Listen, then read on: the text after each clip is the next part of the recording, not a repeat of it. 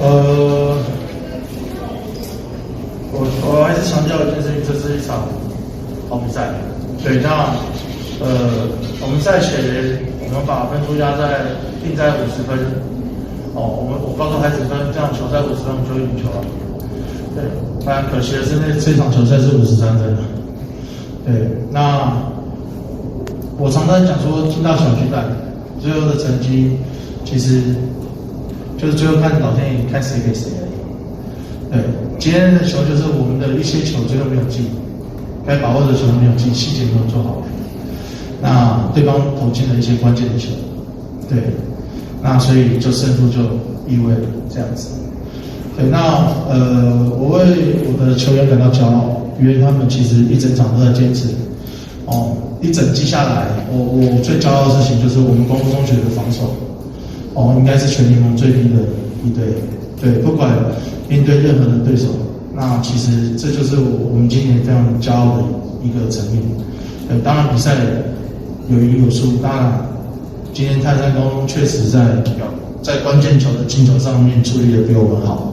对，那我们最后投资了一些进球，对，所以导致最后的输球。但我觉得那些都是成长的养分，毕竟今年的3年级只有4位而已。对，换明年我们希望我们可以争取再成为小巨蛋。对，谢谢。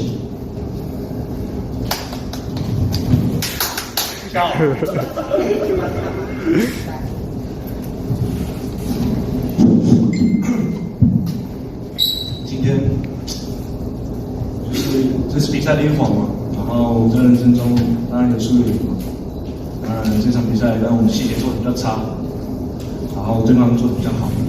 然后现在我们比赛前的检讨有些还是没有做到。然后再就是我们把握度太低了，然后像是罚球三分线然后有些太过急躁的出手然后再就是